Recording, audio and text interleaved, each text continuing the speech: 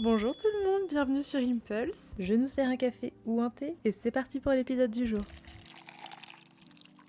Coucou tout le monde! Je vous retrouve aujourd'hui pour un épisode qui me met dans un état, mais vous n'avez pas idée, qui me met tellement en joie. Déjà, joyeux Noël à tous. Si vous écoutez cet épisode au moment de sa sortie, on est le 25 décembre, donc joyeux Noël. Je vous souhaite tellement la meilleure journée possible, la meilleure période possible pour vous. J'espère sincèrement que vous êtes entourés, que le Père Noël est passé peut-être. En tout cas, que vous passez du temps au calme, entouré de vos proches et surtout à bien manger. Vous savez que la semaine précédente, on a parlé de ma wishlist de Noël, ma wishlist parfaite exactement celle que j'ai envoyée à ma famille. La semaine d'avant, je vous avais proposé un épisode dans lequel on se mettait tranquillement dans l'ambiance de Noël, en douceur, avec des playlists, des fonds d'écran, du linge de lit tartan et plein de petits rituels cosy. Mais je me disais que quand même il manquait quelque chose et nous voilà aujourd'hui. Je vais vous parler de mon jour de Noël parfait, celui que j'imagine, que je fantasme, que je chéris, mais qui, spoiler alerte, je vous l'ai dit la semaine dernière, ressemble beaucoup à ce que je vis déjà aujourd'hui. Donc voilà, vous me connaissez, petite minute gratitude. J'ai un haut à froufrou rouge aujourd'hui, je sais pas si vous l'entendrez.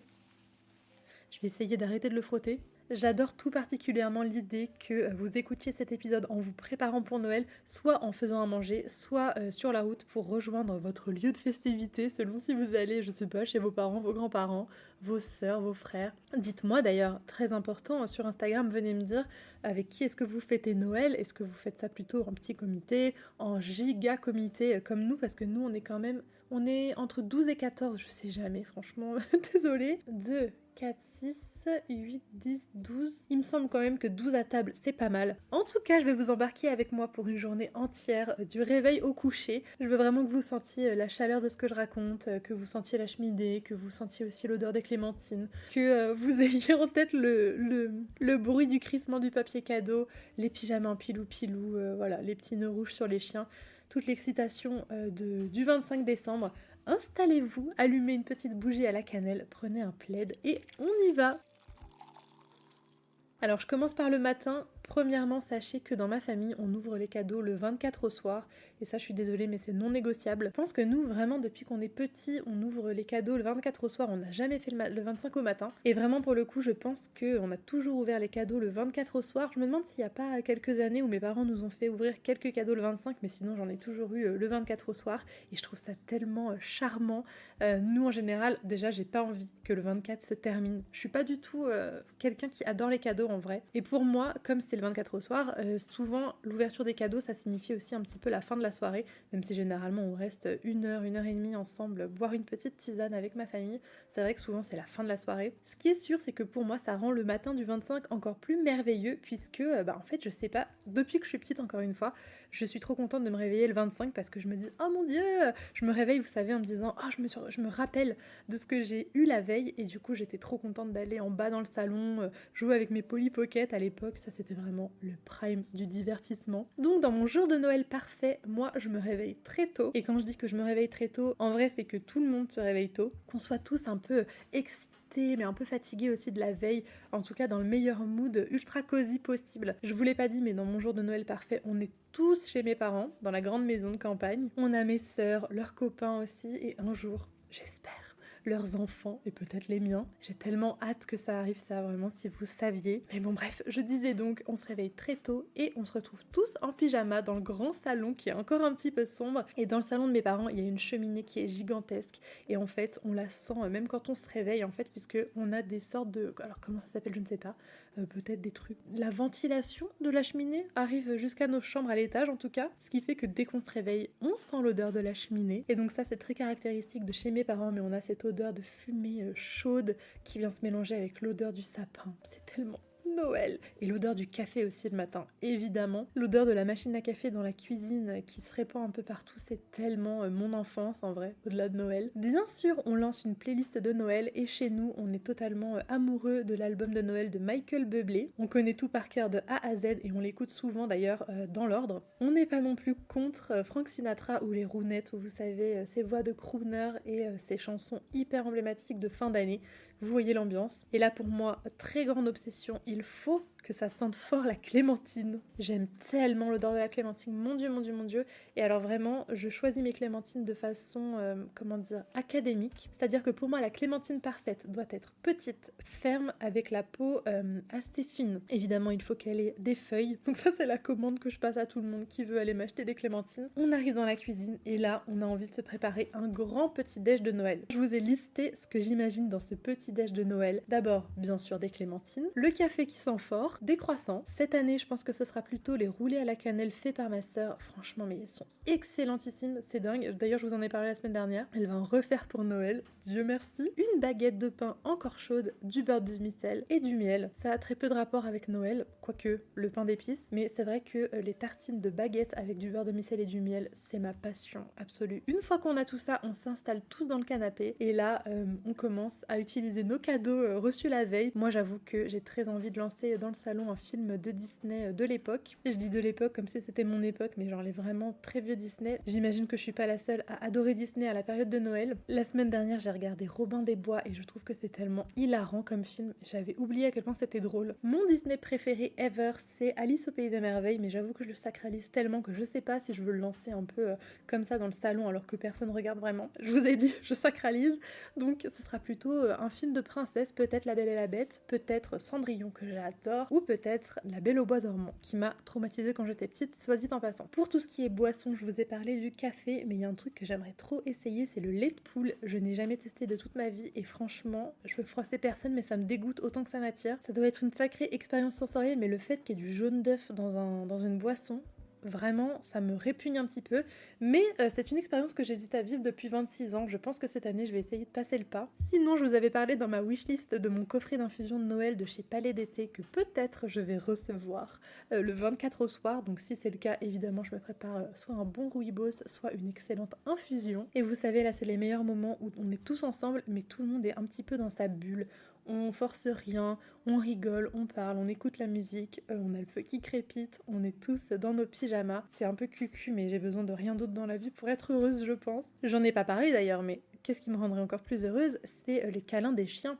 On a 2 chiens, alors j'ai un chien et mes parents ont un chien qui s'entendent très mal, mais je n'imagine pas une belle matinée de Noël sans faire des câlins à mon chien. On se fait plein de câlinous, on leur offre aussi des petites choses à manger, ils ont le droit. Et là, ce qui est cool, je me le suis pas noté, mais c'est un truc qu'on adore faire, surtout avec mes sœurs, c'est de se lancer un jeu vidéo et soit de le faire ensemble. Alors nous, on est hyper fans de jeux vidéo d'horreur, mais c'est pas trop le mood. Mais c'est des moments qu'on kiffe trop passer, genre il y en a une qui a la manette et les deux sont à côté en train de se cacher les yeux, d'hurler et de dire à l'autre « mais vas-y, vas-y !» alors que nous-mêmes avons trop peur. Mais si on joue pas à ça, je pense qu'on partirait sur Mario Kart ou Mario Party, qui est trop cool à faire à plusieurs. Et en plus, ça dure vraiment des heures sans aucun problème. En tout cas, le matin, voilà, c'est pur cocooning. Personne ne stresse, personne ne cuisine encore, personne s'habille. C'est juste nous. On passe au repas du midi, qui n'en est pas vraiment un. Alors je vous l'avais déjà dit, mais je ne l'ai pas répété aujourd'hui. Nous, on fête Noël le 24 au soir et le 25 au soir. Donc pas le 25 au midi. Ce qui fait qu'on a vraiment toute la journée du 25 pour buller avant de se mettre en route pour partir chez mon oncle et ma tante, là cette année en l'occurrence. Donc on va sûrement partir entre 17h30 et 18h. Mais avant ça, on a toute la journée ensemble. Donc généralement, on mange pas vraiment. C'est vraiment plus, on picore. Et ça, j'adore. Donc on va grignoter du chocolat, du fromage, évidemment, avec des confitures d'ailleurs, confiture de fruits rouges ou confiture de cerises, confit de figue aussi, j'adore ça. Évidemment, je ne mange pas de foie gras, jamais de la vie. Mais par contre, j'adore le confit de figue. Enfin, j'ai dit figue, mais j'étais en train de penser au confit d'oignon. Mais j'aime bien le confit de figue quand même. Des clémentines encore. Et je me suis noté des calissons et du nougat qui sont vraiment des confiseries que j'adore. Je sais pas si vous le savez, mais j'ai vécu 3 ans, même un peu plus, à Aix-en-Provence et tous les Noëls, il y avait plein de calissons. C'est vraiment un truc qu'on s'offrait là-bas. Et cette année, je m'en suis acheté au marché de Noël. Je les ai dégommé littéralement et j'en ai racheté là hier, j'adore ça. Et souvent c'est aussi le moment où il y a quelques restes du repas de la veille. En gros on fait une sorte de petit brunch, mais souvent très très tard, du style genre 15h, 16h. Et après manger, j'ai envie d'inclure une petite promenade en extérieur. Ça pour le coup on le fait pas trop, mais franchement cette année j'ai bien envie d'enfiler mon écharpe, de prendre mon chien et d'aller me promener en forêt avec lui. En plus cette année on est vraiment beaucoup à Noël à la maison, donc faire une grande promenade comme ça en famille, ça me plairait beaucoup. Et les promenades d'hiver, je sais pas pas si vous serez d'accord avec moi, je trouve qu'on a vraiment la flemme d'y aller en général. Avec ma soeur, c'est vraiment ce qu'on se dit tout le temps. Parce qu'avec ma soeur, on aime bien au quotidien aller promener mon chien, mais genre souvent très tard après. Enfin, je dis très tard.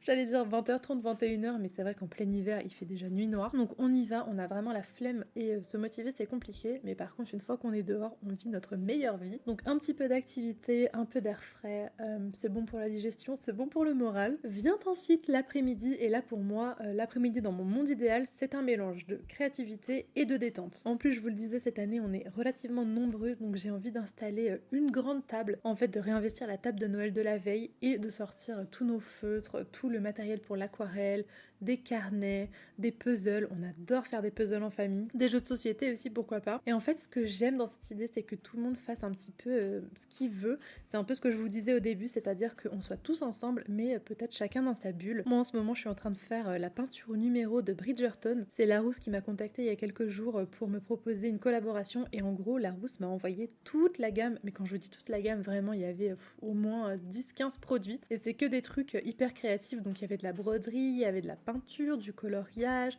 un carnet créatif, il y a des escape games aussi. Enfin, du coup, j'ai été ultra gâtée, et donc là, j'étais en train de terminer ma peinture au numéro qui est trop sympa à faire. Donc je me vois bien faire ça. Après, pourquoi pas faire pour le soir même des cartes personnalisées, des petites décos pour la table. Moi, mon père est né le 29 décembre, donc quelques jours après Noël. Donc je me suis dit que je pouvais lui faire aussi une carte d'anniversaire personnalisée pour cette année. Et alors, je ne l'ai jamais fait, mais je rêve de ça. Construire une maison en pain d'épices comme aux États-Unis ou au Canada. Et purée, mais vraiment, je vois tous les youtubeurs faire ça. Vous savez, il y a tout un kit. En plus, ça n'a pas l'air très très cher, et je pense que si j'avais mis du mien, j'aurais pu trouver ça en France. Mais vous avez les petites fenêtres, les bonbons, le glaçage blanc. L'idée, c'est juste de faire une maison qui tienne la route, puisque j'ai l'impression que souvent les murs s'écroulent. Et surtout, j'ai envie d'avoir le résultat final. Mais une question subsiste pour ma part, est-ce que les maisons en pain d'épices se mangent comme ça, ou est-ce que c'est simplement de la déco? J'imagine que c'est pas du poison, sinon il n'y aurait pas écrit maison en pain d'épices. Mais est-ce que les gens mangent leur maison en pain d'épices, ou est-ce que c'est que de la déco? C'est une vraie question. Cette année, ce n'est pas nous qui recevons pour le 25 au soir, c'est nous qui allons chez mon oncle et ma tante, donc on n'a pas besoin de préparer le repas. Ça veut dire qu'on a vraiment tout le temps de profiter et d'être dans une ambiance mais cosy au possible. Donc je pense que là, dans ma journée idéale, on arrive quand même vers la fin de soirée. On va aller tous se préparer. Donc on se prépare. Nous, souvent, on a déjà nos tenues en tête bien à l'avance. Ce que j'adore faire à Noël, c'est passer beaucoup de temps sur mon make-up et faire en sorte qu'il soit extrêmement plein de paillettes. Et je suis en train de me dire, j'ai pas réfléchi à mon make-up encore, mais je pense que je vais faire un maquillage avec le coin interne de mon œil extrêmement pailleté doré, et faire un truc relativement coloré quand même, peut-être du rouge. Peut-être que c'est too much du rouge quand même, je suis en train de réfléchir. Après, j'ai les yeux verts, donc ça passerait bien, mais j'ai peur que ça fasse un peu chelou. Peut-être un peu de vert, peut-être du jaune, je sais pas. En tout cas, il y aura des paillettes, c'est sûr. Il y aura aussi beaucoup de bijoux. J'adore charger en bijoux, j'adore me mettre plein de bracelets, plein de bagues, plein de colliers, des boucles d'oreilles aussi énormes. J'adore les boucles d'oreilles, je pense que c'est ça que je préfère. Cette année, je pense que je vais opter pour des créoles avec des perles blanches qui sont relativement grandes. Je pense qu'elles doivent faire 1,5 cm voire 2 cm de diamètre, pour vous donner une idée. Mais j'ai aussi des petites boucles qui sont, comment expliquer, qui ont comme des pierres précieuses incrustées à l'intérieur. Mais alors, c'est pas du tout des pierres précieuses, hein. C'est comme si c'était des petits diamants incrustés. Mais encore une fois, ça ne m'a rien coûté, ce ne sont pas des diamants, mais c'est des boucles dorées qui sont un petit peu plus larges, un petit peu plus petites, et qui font beaucoup plus classe, je pense, un peu plus élégante. Donc je ne sais pas encore ce que je choisirais. Et la coiffure, évidemment, on passe souvent du temps à se coiffer avec mes sœurs. J'imagine que vous allez être beaucoup à pouvoir relate, mais il y en a une qui branche le lisseur, l'autre qui dit ne le débranche pas, et la dernière qui dit la même chose. Mais ce truc de toutes se relayer dans la salle de bain, ou pas d'ailleurs, souvent on y est carrément tout en même temps, c'est vraiment un bon souvenir d'enfance, et ça, je sais que a priori ça va rester encore un moment. Enfin, j'espère. Encore une fois, je dis ça, mais ça m'angoisse parce que je ne sais pas du tout à quoi vont ressembler les années à venir. Avec ma sœur qui a déjà emménagé avec son copain dans le sud, mais bon, du coup, vu qu'ils sont dans le sud, souvent ils viennent passer plusieurs jours ici, ce qui fait que ça favorise les grandes réunions de famille. Mais c'est vrai que je ne sais pas à quoi vont ressembler les années à venir. Je vais éviter d'y penser. Je suis un peu angoissée en ce moment par rapport à ça, je dois vous le dire, même si on en parle avec mes sœurs. C'est vrai qu'on des fois on se dit, mais à quoi vont ressembler les années à venir, même avec la famille éloignée entre guillemets, c'est-à-dire pas le noyau dur des parents et des enfants. On se dit qu'on est déjà 3, donc nous 3 avec les conjoints, ça fait qu'on est déjà 8 à table. Donc imaginez si on a des enfants, si chacune d'entre nous a 2 enfants, mais on va être énormément, ce qui est pas pour me déplaire, hein, mais du coup je sais pas trop. Bon, Après vous me direz c'est plutôt des projections positives, mais c'est vrai que ne pas savoir, c'est une question qu'on s'est vachement posée en ce moment. Mais bref, ça n'est pas le sujet. Je suis en train de réaliser d'ailleurs que je ne vous ai pas parlé du menu de Noël, puisque le 25 au soir c'est pas chez nous, mais je vais vous parler du 24 au soir. Moi je suis végétarienne depuis plus de 10 ans et mon papy aussi, mais genre depuis 30 ans. Mais du coup moi je prends cette année en charge une partie du menu. Je vais faire un Wellington végétarien. Je l'avais déjà fait il y a quelques années et c'était vraiment une réussite. Je crois qu'il y a quelques années j'avais mis de la courge, donc cette année je vais un peu changer ma recette. Mais en gros c'est une base de champignons bruns que je vais couper très finement avec des châtaignes que je vais aussi, comment on dit, écraser. Un peu écraser mais pas trop, donc ça nous fait une bonne base champignons châtaignes. Je vous l'ai pas dit mais avant ça il y aura de l'oignon et de l'ail évidemment. Et une fois que tout ça est bien cuit, voire caramélisé, je rajoute une bonne poignée d'épinards en branches qui vont énormément réduire, hein, c'est des épinards. Et à partir de là, quand ils auront bien réduit, je vais rajouter des épices. Alors peut-être un petit peu de cannelle, peut-être un peu de 4 épices aussi. En tout cas, toute cette préparation, vous la mettez un petit peu en boule dans un film plastique et vous attendez et vous mettez ça un peu au frigo le temps que ça fige, et une fois que c'est un petit peu plus figé, vous mettez ça au milieu d'une pâte feuilletée. C'est un petit peu le même principe qu'une tourte. Et ce que j'aime bien faire, c'est prendre une autre pâte feuilletée. Souvent, il y en a plein qui restent des préparations annexes puisque mes sœurs, ma mère, mes parents cuisinent aussi. Et je vais venir découper des petites étoiles ou des petites feuilles dans les autres pâtes feuilletées que je vais venir déposer sur ce Wellington. Donc franchement c'est hyper simple à faire et c'est très très festif. Un truc que j'ai adoré faire, je vous en ai parlé il y a quelques jours sur Instagram, quand j'étais à Vienne, on a bu du jus de pomme chaud. J'ai dû vous en parler la semaine dernière et je m'étais noté sur mon agenda d'en refaire à la maison. Et c'est ce que j'ai fait il y a quelques jours. Quand ma sœur est arrivée, en fait, j'ai fait... Alors attendez, le process c'était ouvrir une grande bouteille de jus de pomme. Il devait y avoir à peu près 2 litres. Et j'ai mis 4 ou 5 bâtons de cannelle à l'intérieur. J'ai laissé le tout macérer 1 heure, 1 heure et demie. Et après je l'ai mis à chauffer à la casserole. J'ai rajouté un tout petit peu de 4 épices et c'était mais un régal absolu, à servir bien chaud. Par contre ça avait vraiment exactement le même goût qu'à Vienne, sauf que ça ne nous a pas coûté 21 €. Et oui, on a vraiment payé 21 €, mais c'est parce qu'il y avait 2 verres en consigne. Mais franchement tu fais quand même une carte pour 2 jus de pomme quoi. Ça fait un peu mal. J'inclus un petit bonus cette année, c'est le documentaire de Taylor Swift, The End of an Era. C'est dispo sur Disney+, et en fait c'est sorti quand la première fois? Ça doit être il y a 10 jours. C'est le 12 décembre déjà? Non, je refuse. En gros, sur 6 épisodes, vous suivez un peu la tournée l'Eras Tour, mais pas seulement. Et vraiment, j'ai regardé les 4 premiers épisodes puisque les 2 prochains sortent demain matin. Moi, j'ai l'impression que c'est un petit cadeau de Noël et je pense que c'est fait exprès. Donc vraiment, je me suis régalée avec cette série. Je compte bien continuer demain. Et on termine cette journée de rêve avec le repas de Noël le 25 au soir. Je sais pas si on est beaucoup à zapper le repas du 25, mais c'est vrai que faire ça le 24 au soir et le 25 au soir, ça permet quand même à tout le monde de se reposer, de bien profiter, de souffler. Moi j'adore, j'espère que ça va rester comme ça un moment. Et après vraiment, je suis déjà presque nostalgique de la fin de Noël, mais une fois qu'on rentre le 25, et bien le lendemain c'est le 26. Et c'est terminé. Merci Einstein, je sais, ça me fait vraiment de la peine. Ça passe toujours tellement vite, ça c'est un peu... c'est difficile, je vous ferai peut-être un épisode d'ailleurs là-dessus sur le blues d'après-fête, mais c'est difficile de passer d'un moment d'hyper effervescence comme ça à... plus rien entre guillemets, puisque bon on est quand même toujours ensemble, généralement on est pas mal à être en vacances, mais bon le fait est que Noël c'est terminé quoi. Et je me suis rendu compte de ça en tant qu'adulte assez récemment, mais c'est vrai que en fait je me rends compte que ce qui compte, enfin en tout cas ce qui fait plaisir dans les fêtes de fin d'année, c'est vraiment l'attente à partir en fait du 1er décembre, on va dire, à partir du moment où on ouvre la première case de notre calendrier de l'Avent, on se dit ça y est, c'est l'effervescence qui commence, on est tous dans l'attente, on est tous dans la préparation, on est tous dans l'anticipation, et du coup c'est vrai que c'est des projections qui sont globalement hyper heureuses, mais une fois que c'est passé, bah en fait on se retrouve un peu comme ça. Bon alors je sais qu'il y a le 31 décembre et souvent c'est la fête et tout, mais c'est vrai que moi le 31 décembre c'est vachement moins important pour moi globalement. Donc bon après c'est comme ça, et c'est aussi ce qui fait que c'est un plaisir d'y revenir chaque année, c'est que c'est complètement cyclique et qu'il faut bien qu'il y ait une fin à cette histoire de Noël. Ça me fait une belle transition pour vous dire que pour parler de ses émotions et se poser 5 minutes avec soi-même, ça peut être cool de faire quelques minutes de journaling. Rappelez-vous que tout au long du mois de décembre, je vous ai fait un calendrier de l'Avent journaling sur Instagram. Vous pouvez aller le reprendre en route, vous pouvez le faire au mois de janvier, vous faire un petit calendrier de l'après. Mais c'est vrai que la fin d'année, le début d'année, c'est quand même une période ultra propice à poser des intentions peut-être, faire le point aussi sur ce qui se passe un peu à l'intérieur, faire une météo interne, y voir plus clair d'une manière générale. C'est vrai que le journaling c'est quand même excellent pour accéder à une forme de clarté mentale, et donc évidemment c'est excellent contre l'anxiété.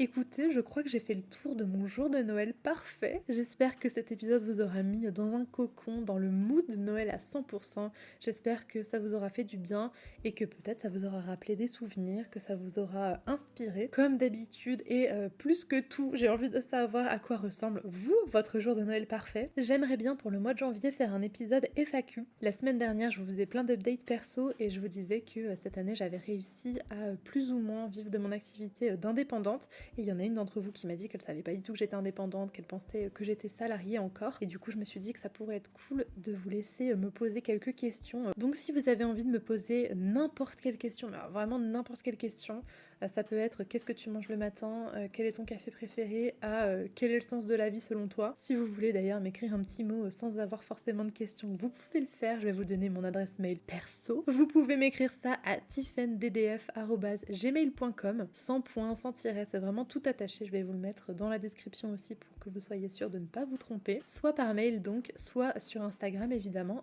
@StephenDuarte de Freitas. Vous pouvez donc m'envoyer toutes vos questions ou toutes vos remarques, toutes vos... j'en sais rien, envoyez-moi ce que vous voulez, ça me fera forcément plaisir. Je vous embrasse très fort, je vous souhaite encore une fois un très beau Noël, une très belle semaine de Noël aussi, puisque la semaine prochaine on sera le 31, j'allais dire octobre, non Tiffen, on sera le 31 décembre. Passez une excellente semaine, je vous embrasse très très fort et je vous dis à jeudi prochain. Ciao! Merci d'avoir écouté cet épisode. S'il vous a plu et que vous avez envie d'en discuter avec moi, n'hésitez pas à m'envoyer un message sur Instagram @StephenDuarte de Freitas. Je suis toujours trop contente d'avoir vos retours. Abonnez-vous au podcast pour ne rien manquer des prochains épisodes et laissez un commentaire ou 5 étoiles sur votre plateforme d'écoute, ça m'aide toujours énormément. À la semaine prochaine!